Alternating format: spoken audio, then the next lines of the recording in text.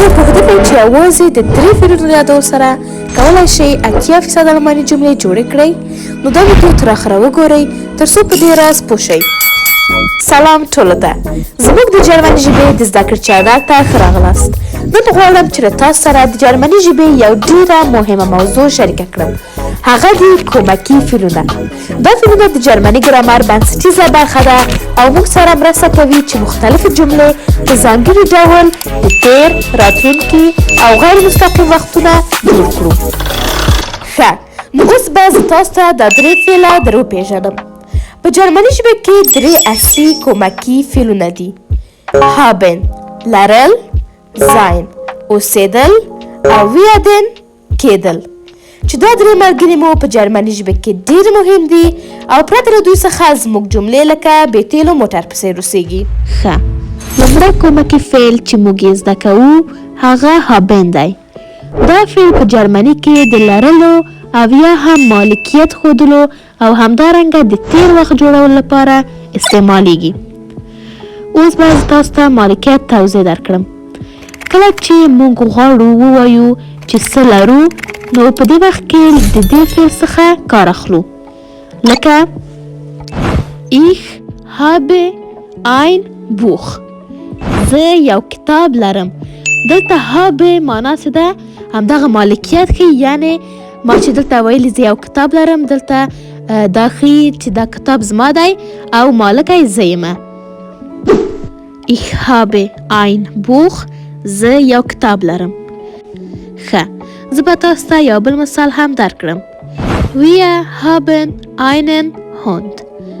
Wir haben einen Hund. موږ یو سپی لرو، چې دلته هم دغه د haben فعل مالکیت ښیي. ښه، نو اوس به زه تاسو ته توضیح درکړم چې څنګه موږ کولی شو د haben له فعل څخه د تېر وخت جوړولو لپاره استفاده کړو. په جرمني ژبه کې د تېر وخت جوړولو لپاره هم موږ د haben له فعل څخه استفاده کوو، خو موږ باید د اصلي فعل ماضي حالت او یا هم تېر شوی حالت یې اضافه کړو، لکه er hat gegessen. هغه ډوډۍ خوړلې ده. په دې مثال کې څنګه چې ګورئ gegessen د essen ماضي حالت او یا هم تېر شوی حالت دی او haben چې دی دلته په حد باندې تعبیر شوی ځکه چې د دریم شخص لپاره استفاده شوی دی. ښه، دویم کومکي فعل چې لولو هغه د sein فعل دی، چې د دې فعل معنا اوسېدل اوسېږي او دا فعل اکثرا د حالتونو څرګندولو او یا د تېر وخت جوړولو لپاره استعمالیږي. نو اوس به ستاسو ته د حالتونو توضیح درکړم. کله چې موږ غواړو د خپل حالت په اړه خبرې وکړو، نو د sein فعل څخه کار اخلو، لکه ich bin müde. زه ستړی یم، چې دلته څنګه چې ګورئ ما یو حالت بیان کړی دی، زه ستړی یم، نو په دې وخت کې موږ د sein فعل څخه کار اخلو. ښه، نو اوس به زه تاسو ته یو بل مثال درکړم. sie ist glücklich. هغه خوشحاله ده، چې څنګه ګورئ دلته موږ بیا هم یو حالت بیان کړی دی او د sein فعل څخه مو کار اخیستی. نو اوس به زه تاسو ته تشریح کړم چې څنګه موږ کولی شو د sein فعل څخه د تېر وخت جوړولو لپاره استفاده کړو. کله کله د هغه جملو لپاره چې حرکت یا بدلون څرګندوي موږ د sein فعل د کومکي فعل په توګه استعمالوو، لکه wir sind nach Hause gegangen. موږ کور ته تللي وو، چې دلته gegangen د gehen یعنې د تللو تېر حالت او یا هم تېر شکل یې دی او د sein فعل څخه د کومکي فعل په حیث د دې په خاطر استفاده شوی دی ځکه چې دا جمله یو حرکت له یو ځای څخه بل ځای ته ښیي. نو دا یو کلي قاعده په جرمني ژبه کې ده چې هغه افعال چې حرکت یا د حالت تغییر څرګندوي بیا موږ په هغې حالت کې د sein څخه کار اخلو. ښه، دریم فعل چې موږ یې لولو هغه د werden فعل دی. دا فعل 2 اصلي استعمالونه لري.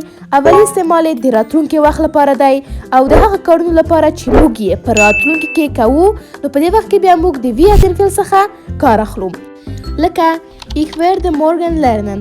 زه به سبا درس ووایم. نو څنګه چې ګورئ موږ دلته د werde فعل څخه مو کار اخیستی ځکه دلته ما ویل چې زه به سبا درس ووایم، نو دا کار آینده کې دی، نو د همدې په خاطر موږ د werden فعل څخه کار واخیسته.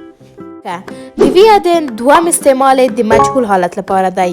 کله چې موږ نه غواړو ووایو چې یو کار چا کړی دی، نو په دې وخت کې مجهول حالت څخه کار اخلو، لکه Das Buch wird gelesen کتاب لوستل کیږي چې په دې جملې کې معلوم نه ده چې څوک دا کتاب لولي او فاعل نامعلوم دی او فقط د کار تر سره کېدل ښودل کیږي نو په دې حالت کې موږ د werden فعل څخه کار واخیسته. ښه اوس چې موږ دا درې واړه فعلونه وویل زه تاسو ته دوه مهمې نکتې یادوم. اولې د افعالو کارول یا صرف دي.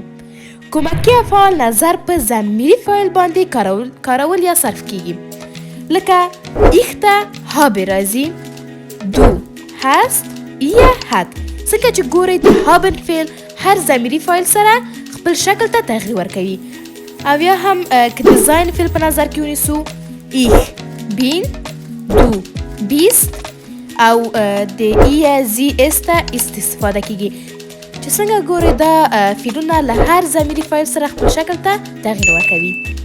او بله مهمه نکته دا ده چې د تیر وخت جوړولو لپاره باید همیشه د فعل دریم حالت باندې پوه شو لکه ich habe ein Buch gelesen چې دلته gelesen د لیزن تیر حالت او یا هم دریم شکل دی نو د همدې په خاطر موږ باید د فعلونو دا تیر حالتونه او یا هم دریم شکلونه یاد ولرو تر څو وشو کولی گذشته حالتونه او یا هم تیر حالتونه جوړ کړو.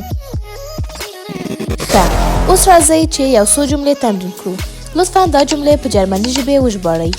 زه یو موټر لرم هغه ستړی دی موږ به سبا ښوونځي ته ولاړ شو.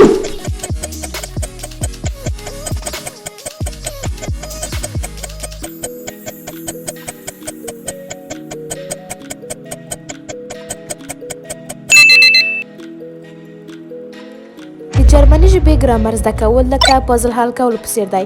هر څومره چې ډیر تمرین وکړئ اسانه کیږي. نن موږ د زاین haben او werden مرستندویه او یا هم کومکي فعلونه مو زده کړل. که تاسو کومه پوښتنه یا کوم سوال لرئ یا غواړئ چې د ځانګړې موضوع په اړه خبرې وکړو مهرباني وکړئ په کمنټو کې ولیکئ. له تاسو نه مننه کوم چې تر اخره ویډیو پورې مو وکتله او لایک او سبسکرایب مه هېروئ. تر راتلونکي ویډیو پورې د خدای په امان.